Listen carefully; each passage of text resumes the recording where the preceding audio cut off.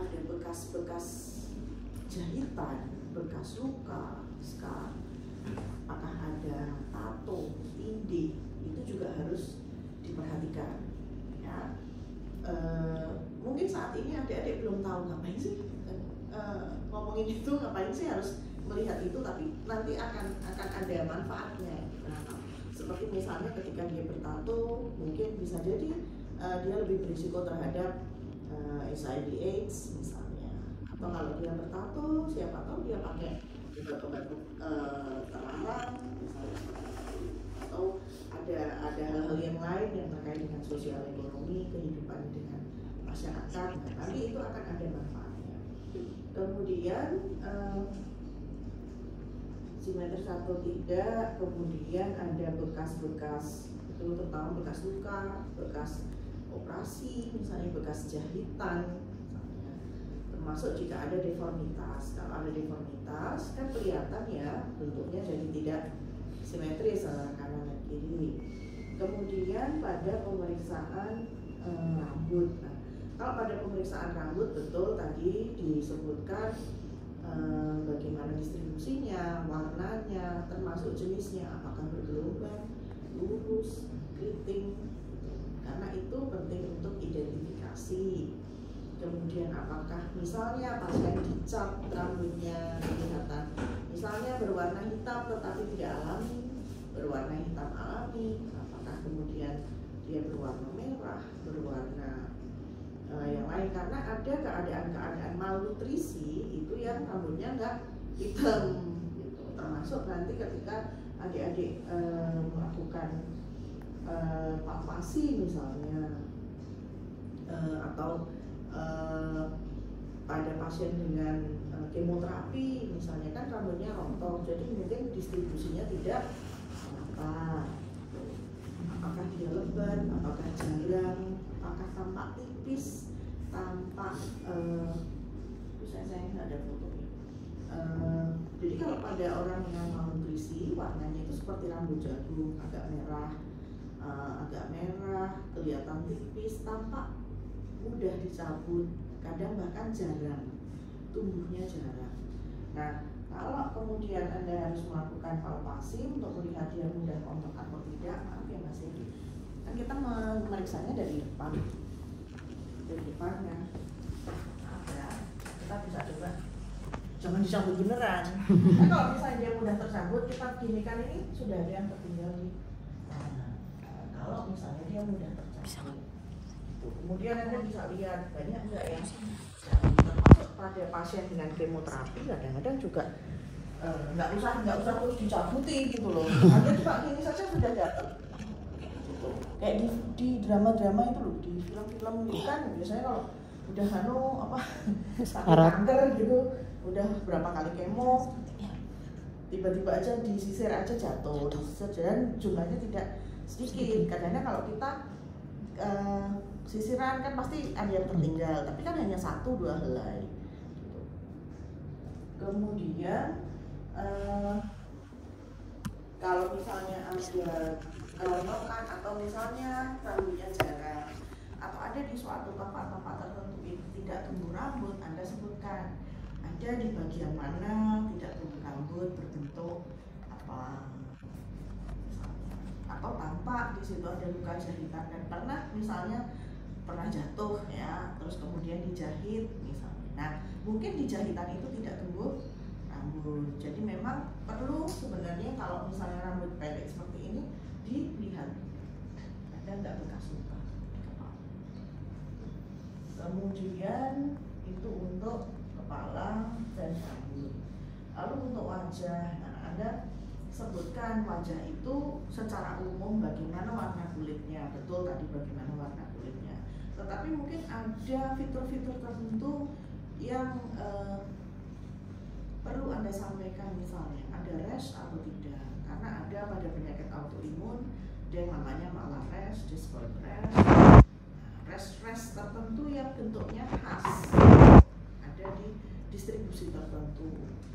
Ya kalau kita main begini memang tampaknya nggak ada yang dilaporkan ya, karena kulitnya misalnya kulitnya sawo matang, kemudian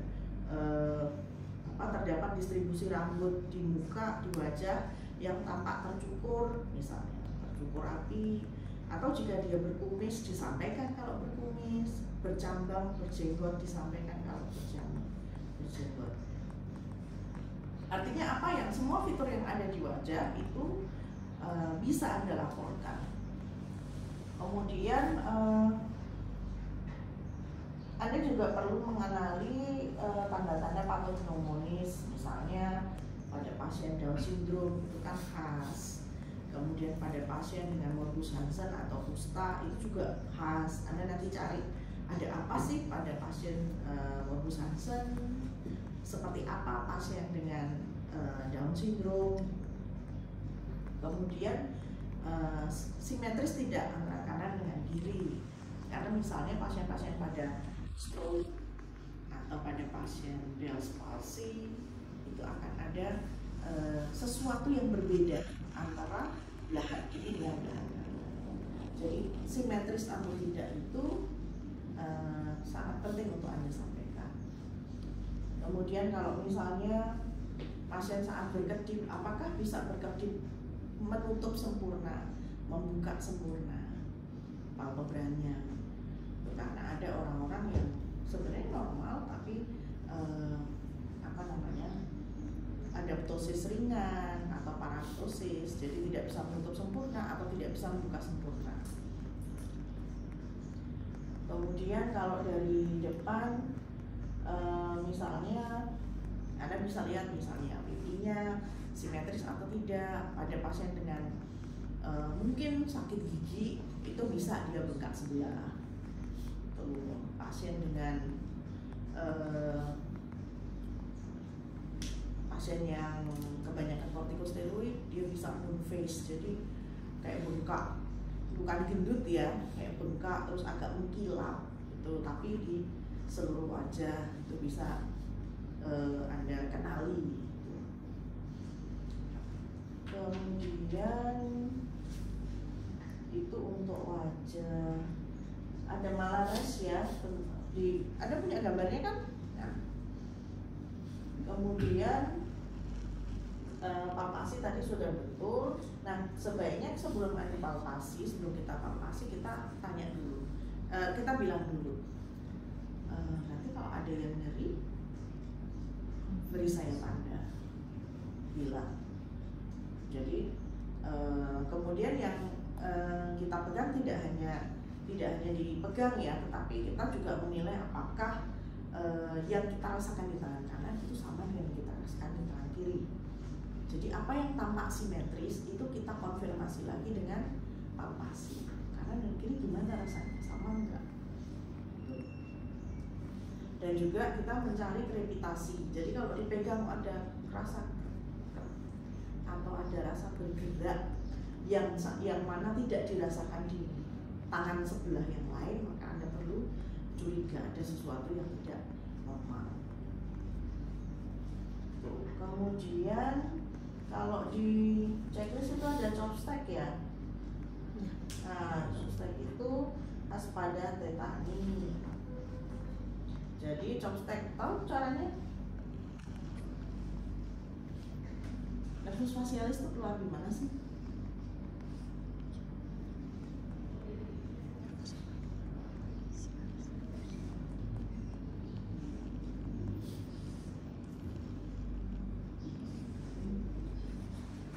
Di mana?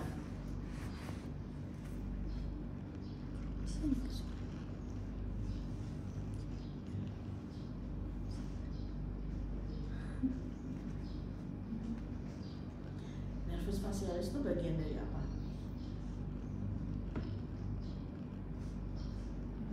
Wajah.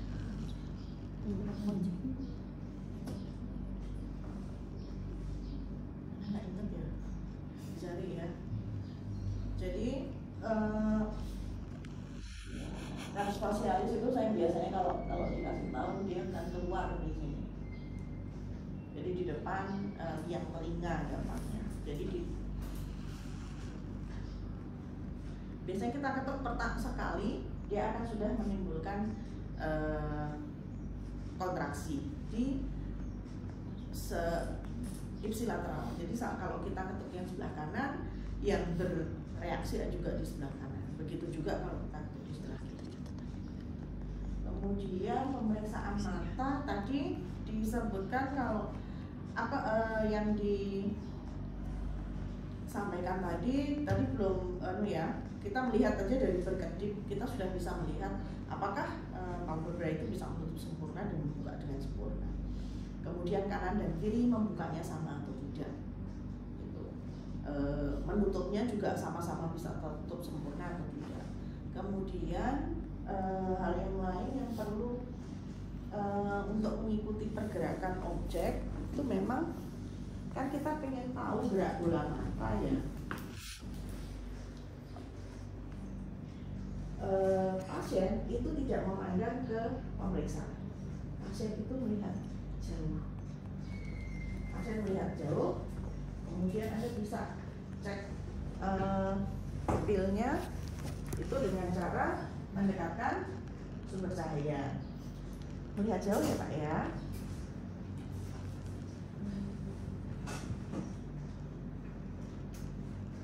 Akan kelihatan kalau mengecil. Jadi sumber cahayanya itu semula jangan Anda dekatkan dulu. Maksudnya jadi biar kita bisa melihat dulu besarnya, baru ketika kita sorotkan kelihatan mengecil. Sehingga kita ngerti bahwa memang ada miosis, ada pengecilan pupil. Kemudian kalau untuk melihat gerakan apakah bola mata itu gerakannya simetris atau tidak, itu kalau saya itu lebih mudah dari benda yang jauh ke benda yang dekat. Gitu. Karena kalau dari benda yang dekat ke benda yang jauh, dia kan harus ketemu dulu, ya kan? Pupilnya harus ketemu dulu, baru kemudian bergeser. Nah itu yang kadang-kadang nggak kelihatan gesernya. Tapi kalau dari luar ke dalam, biasanya gerakannya. Tolong dilihat ujung pena saya ya Pak ya.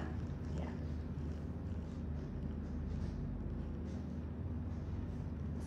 Oke. Oh. Kan kelihatan. Gini tuh. Tuh. Jauh. Biasanya saya. Tapi kalau misalnya bisa begitu ya silahkan. Yang penting Anda tahu bahwa gerakannya sama. Kemudian ada juga cara yang lain, misalnya dilihatlah ujung pena saya Pak ya.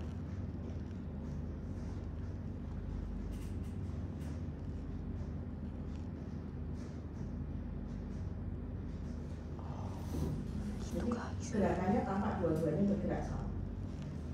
Itu kemudian kalau kita mau lihat konjungtiva, apakah konjungtiva itu tampak pucat atau tidak? Biasakan, mohon maaf, boleh lihat ke atas. Ya. Sekarang lihat ke bawah. Nah, kalau yang benar, jadi kalau kita mau lihat sklera, itu saya lihatnya ke bawah. Kalau udah sebelah atas ini, kalau mau lihat konjungtivanya pucat atau enggak, pasiennya lihat ke atas, kita tarik ke bawah. Itu kemudian, oh ya, selain itu juga ketika kita melihat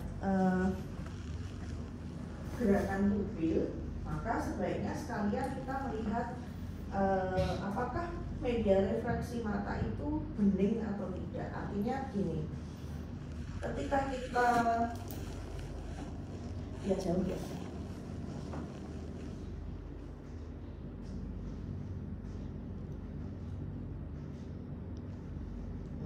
Kalau misalnya kita lihat media refraktanya itu normalnya bening, tapi kadang-kadang ada misalnya pada pasien katarak itu lensa keruh, maka di bagian tengah itu tidak akan hitam jernih, tetapi akan ada warna putih atau warna keruh. Gitu. Termasuk juga kita bandingkan antara kanan dan kiri, karena bisa jadi yang kanan tidak sama dengan yang kiri. Makanya Anda lihat apakah keadaannya memang sama-sama di kanan dan yang di kiri itu keadaannya sama. Jadi selain meiosis pupil, Anda juga perlu menunjukkan adanya kejelihan media refrakta. Kemudian misalnya jika ada luka, ada benjolan, masa, kemerahan, bekas luka, itu juga Anda sampaikan. Jadi apapun itu di mata, baik itu di palpebra maupun di sklera atau di konjungtiva. Sampai di sini ada yang ingin ditanyakan?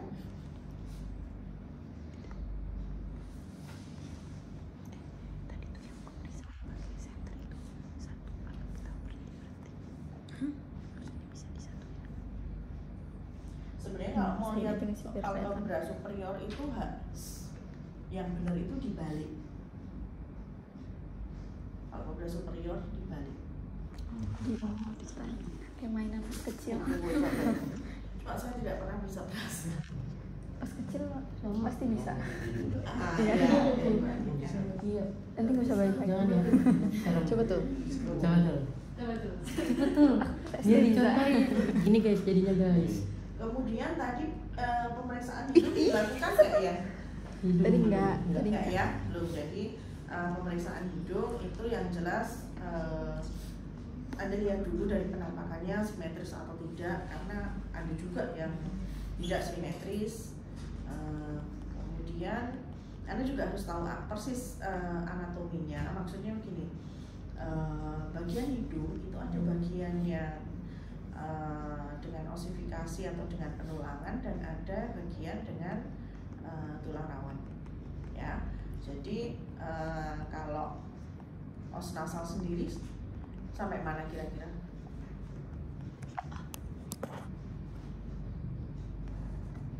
Pokoknya bagian yang keras itu os nasal. Selebihnya bagian yang lunak itu adalah tulang rawan. Nah, jadi misalnya ada deformitas, ada ketidaksimetrisan, itu bisa Anda laporkan apakah itu ada di bagian os nasalnya atau ada di bagian tulang rawannya. Kemudian ada di situ mestinya sih kalau di sini pakai spekulum, di situ ada spekulum nggak?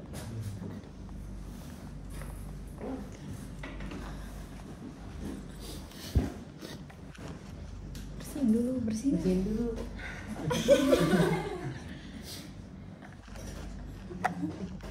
Oh, ini tahu tulang? Pasti banyak upil. Oh iya, ya. Kalian?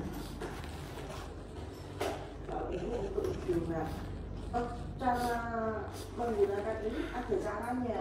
Seringkali teman-teman itu menyakiti probandus. Jadi ketika masuk dalam keadaan tertutup, masuk, kemudian dibuka, baru kita lihat. Ya, tapi pada saat mengeluarkannya itu jangan ditutup, jangan jangan ditutup. Dia dalam keadaan terbuka, Anda kecilkan, keluarkan. Jangan sampai tutup. Kalau dia di dalam sudah Anda buka, kemudian Anda tutup, itu jepit rambut di dalam itu, Anda panik, sakit. Ya.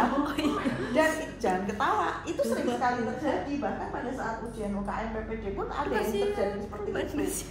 Jadi ini masuk dalam keadaan tertutup, Anda buka, bisa Anda lihat di dalam bagaimana mukosanya, ada disasa atau tidak, ada pembesaran kongka atau tidak. Kongka tahu. Jadi di dalam itu ada yang namanya kayak lembah-lembah gitu. Nah, kalau misalnya pas Anda pilek atau misalnya punya alergi lagi kambuh gitu, hidung tersumbat. Nah, biasanya salah satu kongka itu membesar, warnanya memerah atau hiperemis. Nah, dari situ Anda akan bisa lihat kalau kongkanya besar, biasanya dia akan menonjol ke tengah. Itu bisa dilihat dari ini, tapi biasanya harus pakai senter ya, atau pakai ini lampu ini menyorot, atau kalau di pemeriksaan THT pakai lampu kepala.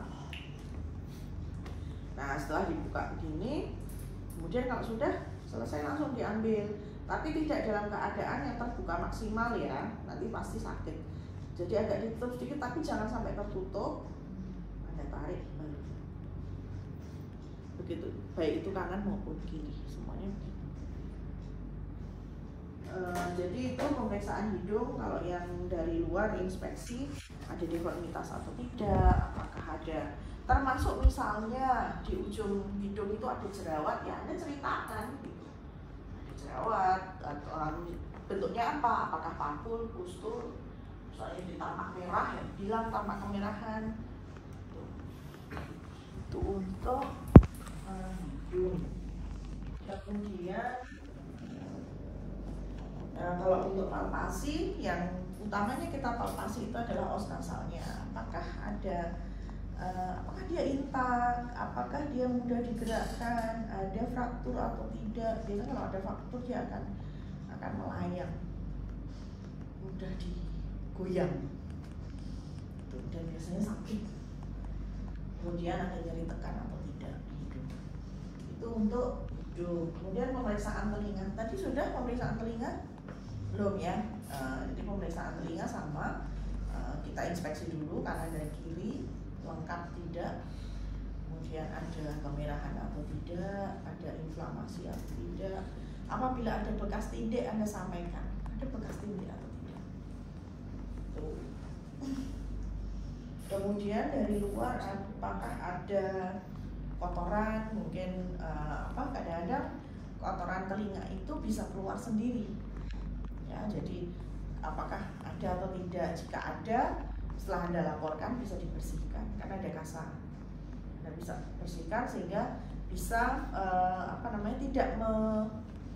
tidak mengganggu pemeriksaan selanjutnya. Nah, setelah itu kita bisa pakai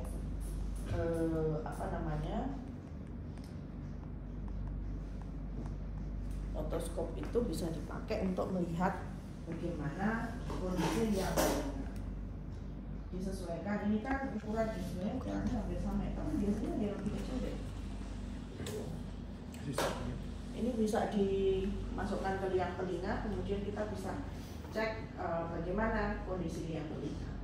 Apakah ada selumen, atau ada kemerahan, bengkak, atau ada papul misalnya, ada pustul. Nah, misalnya di dalam liang telinga itu ada papul. Kemudian prinsipnya sih sebenarnya harusnya kita bisa melihat bagaimana membrana timpani. Membrana timpani itu lapisan yang dia memantulkan cahaya, jadi pasti kelihatan. Nah, hanya saja liang telinga itu kondisinya nggak lurus posisinya. Jadi kalau Anda pengen memvisualisasikan membrana timpani, daun telinga ini harus ditarik ke belakang atas biar liangnya lurus. Maaf ya Mas ya, coba. Jadi kita tarik ke belakang atas. Harusnya sih kelihatan, cuman kan karena ini enggak harusnya lampu ini terpasang kan, harusnya ini terpasang. Apa pakai headlamp. Lalu bandingkan antara kanan dengan kiri, bagaimana kondisinya, apakah sama-sama membrana timpani masih intakt, kemudian liang telinganya misalnya bersih, ya disampaikan bersih. Lalu untuk palpasi ada beberapa hal yang bisa diperiksa. Jadi ketika kita tadi menarik telinga ini, bisa kita sekalian palpasi ya, apakah ada auricular pain, kemudian tragus pain. Kalau tragus pain itu, maaf ya Mas, ada di depan ini, ada di depan telinga ini tragus pain. Kemudian mastoid itu ada di belakang, di os mastoid. Ada nyeri atau tidak. Kemudian apakah ada massa atau tumor. Itu kan bisa diraba di palpasi. Itu untuk telinga. Kemudian pemeriksaan mulut tadi, bagaimana kondisi bibir, apakah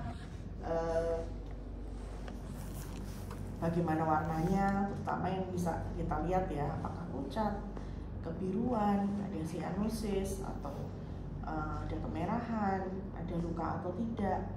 tampak kering, tampak lembab, itu Anda bisa laporkan. Kemudian apakah ada udem, pecah-pecah atau tidak misalnya.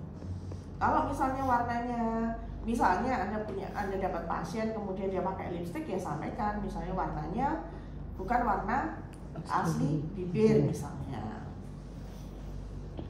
Kemudian bisa pakai tongue spatel untuk melihat mukosa rongga mulut dan gigi gerigi.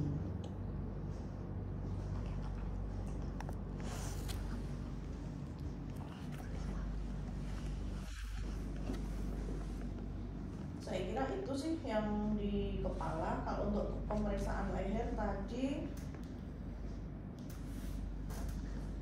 mungkin seperti kalau tadi kan pasiennya diem aja ya, diem aja. Nah mestinya bisa ditambahkan pemeriksaan seperti menggeleng, menengok untuk melihat range of motionnya, apakah lehernya ini bisa digerakkan ke segala arah seperti yang seharusnya.